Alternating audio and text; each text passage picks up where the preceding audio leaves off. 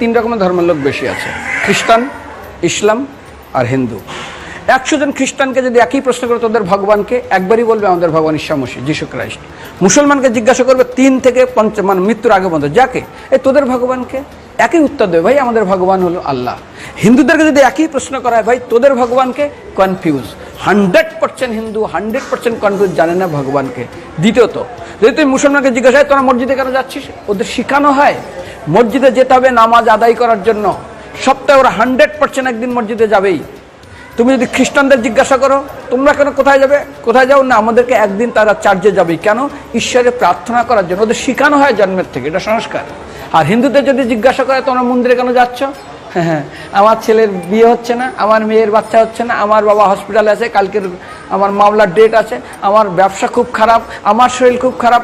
99.99 হিন্দু জানে না মন্দিরে কেন আসা উচিত, তাদের ভগবানকে মৃত্যুর পরে কোথায় যাবে। মুসলমানকে জিজ্ঞাসা করবে মৃত্যুর পর কোথায় যাবে, বলবে ভাই নামাজ রোজা যদি না করি দোজকে যাব, অর্থাৎ নরকে যাব। যদি হিন্দুদেরকে জিজ্ঞাসা, ওদেরকে বলবে আর যদি করো নামাজ রোজা করি তাহলে বেহেশতে স্বর্গে যাব। যদি খ্রিস্টানদেরকে জিজ্ঞাসা করো, এই তোমরা যদি আমরা ঈশ্বর আরাধনা করি হেল অর্থাৎ নরকে যাব।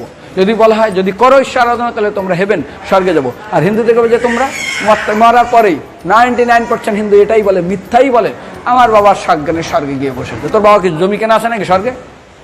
তোর বাবা জমি কেনা আছে যে তোর বাবা মরার পরে স্বর্গে গেছে, হোয়াটসঅ্যাপ করে দেখি এই যে অ্যাটাচ বাথরুম টয়লেট আমি একদম ভালোভাবে পৌঁছে গেছে, তোর বাবা স্বর্গে গেছে, জানিস তুই? আরে মৃত্যুর আগে এত কষ্ট পায়, এত কিছু করে, মারার পরে আমার বাবা স্বর্গে গেছে। আরে যখন পুলিশে কোনো কয়েদি কোনো অপরাধীকে ধরে 2-4টা ডান্ডা মারে, তারপর থানায় গিয়ে আরো ট্রিটমেন্ট করে, তারপরে কোর্টে বিচারে, তারপর জেল খাটে, মৃত্যুর আগে এত কষ্ট করে আমরা মারা যাই, মারা পরে আমার বাবা স্বর্গে গিয়ে বসে আছে, ওর বাবার জন্য জমি কেনা আছে না, এরকম বলা যাবে না। এই জন্য আমাদের শাস্ত্র বলে পরলোকগত, স্বর্গীয় বলে না।